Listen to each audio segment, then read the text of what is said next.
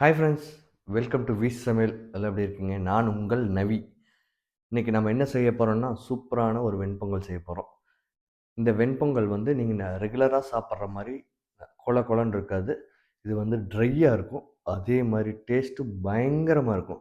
இது வந்து என் குருநாதர் செஞ்சு பழக்கினாரு. இன்னும் அந்த டேஸ்ட் 100% வரல. பட் ஒரு 95% வந்துருச்சு. இது அவ்வளோ டேஸ்ட்டாக இருக்கும். நீங்களும் ட்ரை பண்ணி பாருங்கள். ட்ரை பண்ணி பார்த்துட்டு நம்ம சேனலை சப்ஸ்கிரைப் பண்ணாதீங்க, சப்ஸ்கிரைப் பண்ணிக்கங்க.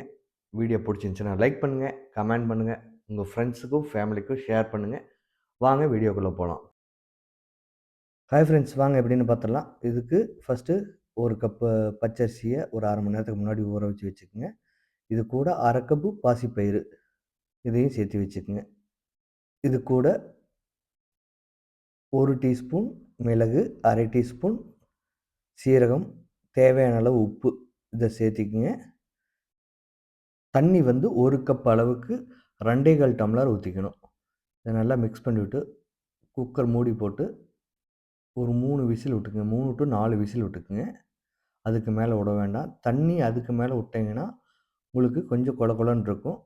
உங்களுக்கு அந்த டேஸ்ட் பிடிக்குன்னா அந்த மாதிரி தண்ணி ஊற்றிக்குங்க. எனக்கு அந்த டேஸ்ட் பிடிக்காது, அதனால் நாங்கள் இந்த மாதிரி செய்வோம். இப்போ பார்த்தீங்கன்னா நம்மளுக்கு அரிசி வெந்து வந்துருச்சு. இப்போ பார்த்தீங்கன்னா உங்களுக்கு பார்க்குறதுக்கு நார்மல் ரைஸ் மாதிரி தான் இருக்கும். ஆனால் லைட்டாக குழஞ்ச மாதிரி இருக்கும். இதை வந்து நல்லா ஒரு கரண்டி வச்சு நல்லா அமுத்தி கொடுத்துக்குங்க. அப்போ தான் இந்த பாசிப்பருப்பு இதெல்லாம் நல்லா மிக்ஸ் ஆகும். உங்களுக்கு பெருசா அரிசியாக இருக்காது.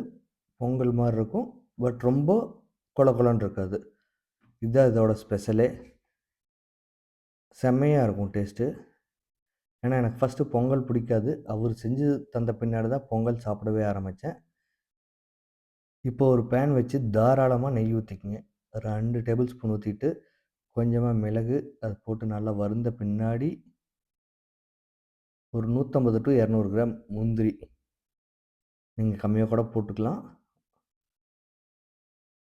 இத போட்டு நல்லா வதக்கி விடுங்க. இதுக்கு முந்திரி போட இந்த பொங்கல் டேஸ்ட் அவ்வளோ சூப்பரா இருக்கும். நம்ம ஏதோ ஒரு நாளைக்கு தான் பொங்கல் செய்ய போறோம். அதையும் இந்த மாரி சூப்பரா செஞ்சு பாருங்க. வீட்ல இருக்கிற எல்லாத்துக்குமே பிடிக்கும். முந்திரி வறுத்தோனே இது கூட கருவேப்பிலை 1 கொத்தோ, 2 கொத்தோ நீங்க போட்டு அதையும் நல்லா வறுத்து விட்டு, உங்க பொங்கலோட கலந்து விடுங்க. டேஸ்ட்டு அவ்வளோ சூப்பரா இருக்கும். இப்போ பொங்கலோட கலந்துக்குங்க. நெய்யும், முந்திரியும் போடுற அளவுக்கு பொங்கல் டேஸ்ட்டு சூப்பரா இருக்கும். பாருங்க கொஞ்ச நேரத்திலேயே இறுகிடுச்சு. நம்ம இது வறுக்கிறதுக்கு முன்னாடியே மேக்ஸிமம் என்ன பண்ணுறீங்கன்னா, குக்கரில் வச்சோனையுமே இந்த முந்திரி, கருவேப்பிலை எல்லாம் வறுத்து ரெடியா வச்சுக்கங்க. ஒன்ஸ் ரெடி ஆனோனே போட்டு மிக்ஸ் பண்ணிக்கங்க. இப்போ நம்ம பொங்கல் ரெடி ஆயிடுச்சு. ட்ரை பண்ணி பார்த்துட்டு கமெண்ட்ல சொல்லுங்கள். ஹாய் ஃப்ரெண்ட்ஸ், வீடியோ ஃபுல்லாக பார்த்துருப்பீங்கன்னு நினைக்கிறேன். வீடியோ பிடிச்சிருந்துச்சின்னா சப்ஸ்கிரைப் பண்ணாதே சப்ஸ்கிரைப் பண்ணுங்கள், ஷேர் பண்ணுங்கள், கமெண்ட் பண்ணுங்கள். நன்றி, வணக்கம்.